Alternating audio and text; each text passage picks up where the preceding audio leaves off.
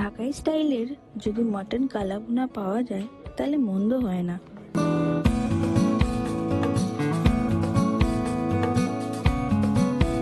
তাহলে চলুন কিভাবে সহজে মাটন কালা ভুনা বানায় তা দেখে নিই। আমি এখানে 600 গ্রাম মতো মাটন নিয়েছি। প্রথমে মাটনটাকে ম্যারিনেট করে নেব। 2 চা চামচ আদা রসুন বাটা, 2 চামচ নুন, 1 চা চামচ হলুদ গুঁড়ো, 1.5 চা চামচ কাশ্মীরি লঙ্কা গুঁড়ো, 300 গ্রাম মতন পেঁয়াজ বেরেস্তা। পেঁয়াজের বেরেস্তা কিভাবে করতে হয় আরেকদিন দেখাবো। আর 2-3 চামচ পেঁয়াজ ভাজার তেল।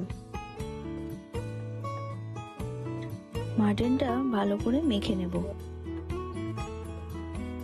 মেখে রেখে দিতে হবে না, সরাসরি রান্না করে নিতে পারেন। আপনি চাইলে কিছুক্ষণ ম্যারিনেটও করে রাখতে পারেন।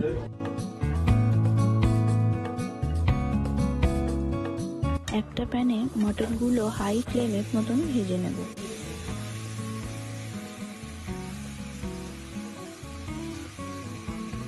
কোনো জল অ্যাড করব না, মাটন নিজে থেকেই জল ছাড়বে।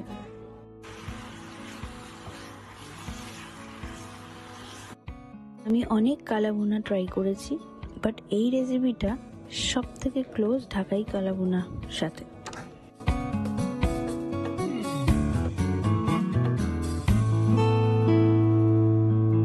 তারপর ঢাকা দিয়ে 10 মিনিট মতন লো ফ্লেমে কুক করব। যখন দেখবেন মাটনগুলো থেকে বেশ কিছুটা জল ছেড়ে এসছে, গ্যাস বন্ধ করে দিয়ে মাটনগুলোকে প্রেসার কুকারে দিয়ে কুক করে নেবেন। তাতে জল দিয়ে দেবো যাতে মাটনগুলো জাস্ট থেকে যায়। বাট আমার কাছে মাটনের স্টক ছিল, তাই আমি মাটনের স্টকটা ইউজ করছি। যতক্ষণ প্রেসার কুক হচ্ছে তার মধ্যে কালা ভুনা মশলাটা বানিয়ে নিই। একটা প্যানে দিয়ে দেবো 1 চা চামচ গোটা জিরে, 1 চা চামচ রাঁধুনি, 1 চা চামচ গোটা গোলমরিচ, 4টে লবঙ্গ, হাফ জয়িত্রী আর একটা স্টার অ্যানিস, 2টো শুকনো লঙ্কা, দারচিনি, একটা বড় এলাচ, 2টো ছোট এলাচ, আর খুবই ইম্পর্টেন্ট 1 চা চামচ কাবাব চিনি। এই সব ড্রাই রোস্ট করে মশলা বানিয়ে নেব। প্রেসার কুকারে 6 থেকে 7টা সিটি দিয়ে নেবেন। মোটামুটি 75% মতন কুক করতে হবে।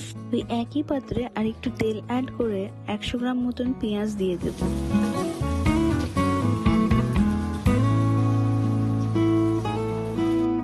এখানে খুব লাল করে পেঁয়াজ ভাজার দরকার নেই।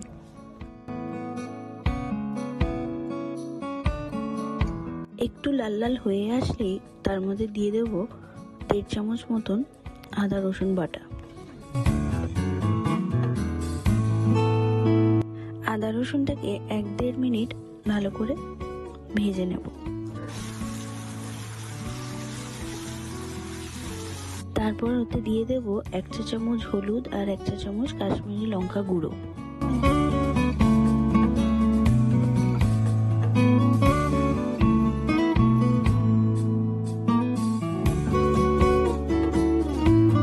মশলা থেকে তেল ছেড়ে আসলে দিয়ে দেবো প্রেসার কুক করা মাটনগুলো।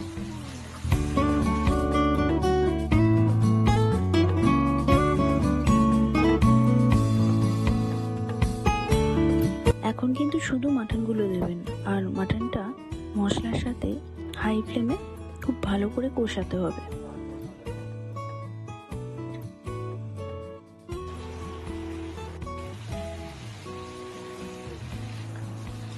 এইবার এই স্টেপটা কিন্তু খুবই ইম্পর্টেন্ট, একটা গোটা পাতি লেবুর রস অ্যাড করে দিতে হবে। আর সাথে দিয়ে দেব 3 চা চামচ মতন করে রাখা স্পেশাল কালা ভুনা মশলাটা।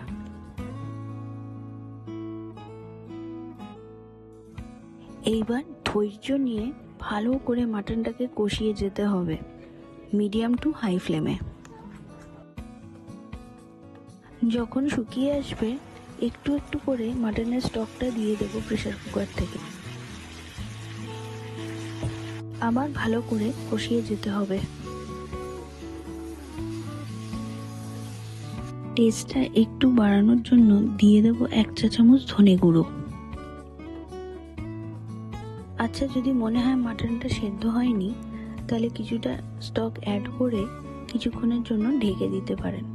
ঢাকনা খুলেই কিন্তু আবার কষাতে হবে।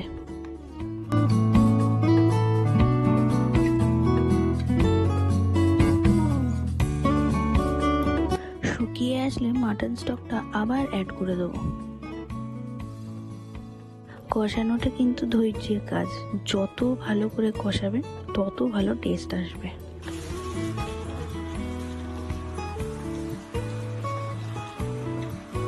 আমি এই রেসিপিটা কিভাবে সহজে আর তাড়াতাড়ি বানানো যায় সেটা দেখাবার চেষ্টা করছি।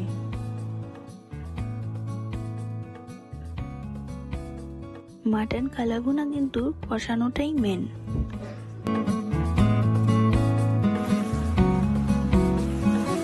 এরম ভাবে কষাতে কষাতে দেখবেন মিনিট 15 পর মাটনটা পুরো কালো হয়ে আসছে।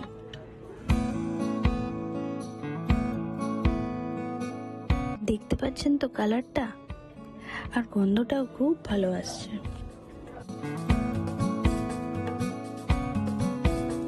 ব্যাস, আর 2 মিনিট মতন কষিয়ে গ্যাস অফ করে দেবো। দেখলেন তো, একদম ঢাকাই স্টাইলেই মাটন কালাভুনা রেডি। মাটন কালাভুনা কিন্তু মাখা মাখা হয়। মাটন কালাভুনা রুটি, পরোটা, পোলাও সবকিছুর সঙ্গে খাওয়া যায়। কি হয়েছে তো মাটনটা কালো, আর লাগছে তো মাটন কালাভুনা।